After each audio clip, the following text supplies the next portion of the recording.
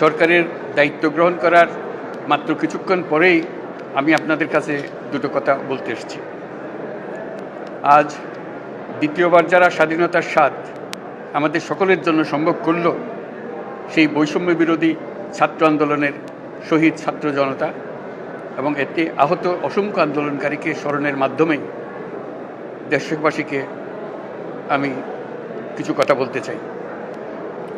তাদের দুঃসাহসিক আত্মত্যাগ, সাহস ও সারা দেশকে ঐক্যবদ্ধ করার বিনিময়ে ছাড়া এই স্বাধীনতা অর্জন কখনোই সম্ভব হতো না।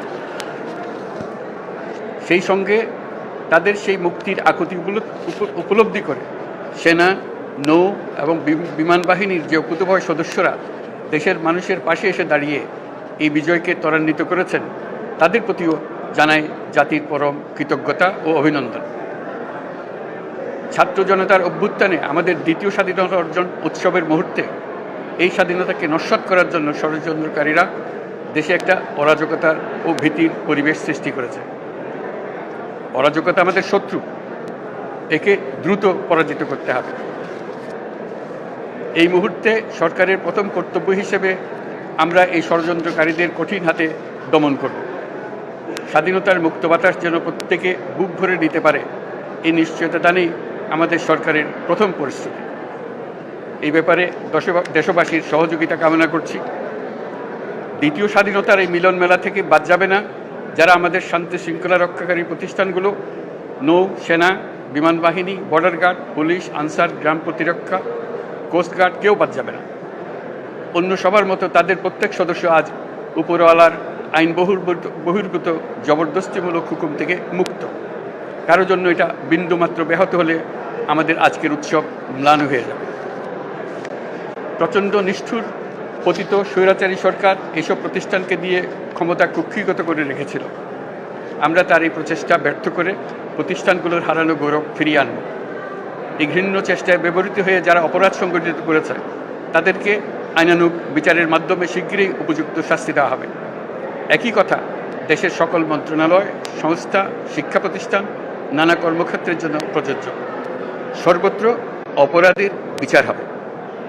আজ প্রত্যেকটি প্রতিষ্ঠান ও তার সদস্যরা নিজ নিজ কর্তব্য পালন করার মাধ্যমে দ্বিতীয় স্বাধীনতাকে উপভোগ করবেন, দেশকে গৌরবের শীর্ষে নিয়ে যাবেন এবং দেশবাসীকে এবং জগৎবাসীকে উপভোগ করার সুযোগ করে দেবেন। আমি জাতির পক্ষ থেকে প্রত্যেকে নির্ভয়ে আনন্দ চিত্তে নিজ নিজ কর্মস্থলে নিজ নিজ সামর্থ্য নিয়ে এগিয়ে আসতে অনুরোধ করছি।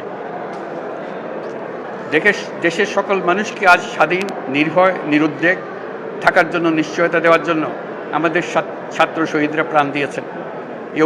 এই অভ্যুত্থানের মাধ্যমে সৃষ্ট সরকার দেশের প্রত্যেকের সরকার।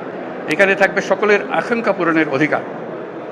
অরাজকতার বিষবাষ্প এখন যেই ছড়াবে, বিজয়ী ছাত্র জনতা সহ মুক্ত মানুষের আইনশৃঙ্খলা বাহিনীর পূর্ণ শক্তি তাকে ব্যর্থ করে দেবে।